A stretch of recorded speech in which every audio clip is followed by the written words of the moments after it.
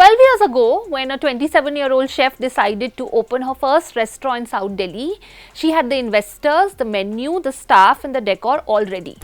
What she wasn't prepared for was a slew of licenses that she would have to apply for. Let me count it out for you. A food safety certificate from Food Safety and Standards Authority of India, a health trade license from the South Delhi Municipal Corporation, clearance from the Delhi Police, environmental clearance and consent to operate from the Delhi Pollution Control Committee, and a no objection certificate from the Delhi Fire Service. It didn't end here. Once the construction of the restaurant was done, it was time to apply for the liquor license from the excise department. It isn't just restaurants. Retail stores, gymnasiums, cafeterias and hotels all need a handful of licenses and clearances. But that doesn't mean that all of them have them. This is part 4 of our series on Delhi's housing crisis, the licensing regime.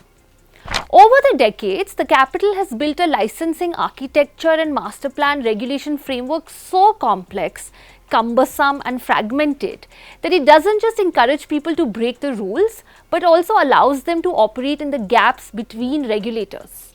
One department issues a registration, another is responsible for inspections, and a third handles enforcement or maintains records. And every business in every area has a middleman who can make all three turn a blind eye to violations. And this takes us back to the morning of June 3, when firefighters forced their way into a smoke-filled building in Hauz Rani. Within minutes, it was clear that what existed on the ground and what existed on paper were two entirely different things. The building had permission to operate 6 rooms as a bed and breakfast. It was running over 2 dozen. There was a full restaurant on the ground floor, licensed only as a small tea and snacks outlet, which too had expired, by the way.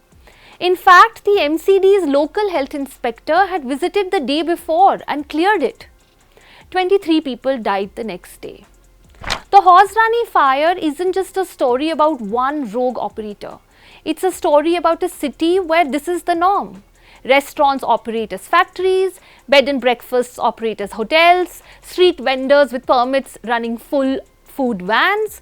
The gap between the license and the reality is where Delhi's informal economy lives and where its tragedies happen. A retired IPS officer told my colleagues Himani Bhandari and Paras Singh that if something is everyone's responsibility, it is nobody's responsibility. The fragmentation has real consequences. Delhi has an estimated 23 million people and over 5.5 lakh households. But only around 13,000 establishments hold a health trade license. The city has roughly 2.5 lakh street vendors, but certificates have only been issued to 70,000. There are 29,000 registered factories and at least 26 unplanned industrial clusters operating without proper infrastructure. In June last year, the Delhi government removed Delhi Police's power to issue NOCs for hotels, guest houses and restaurants as a part of their broader push for ease of doing business. On paper, it's a sensible move. In practice, it removed one more layer of oversight from a system that is already full of gaps. Did you know that each year the police conducts anti-sabotage checks at hotels before Republic Day and Independence Day? A building running over 2 dozen rooms instead of 6 would not have gone unnoticed. Why was this not flagged? The pattern across Delhi's unauthorized colonies and non-conforming areas is consistent. Rules exist, but enforcement is reactive, fragmented and up for sale.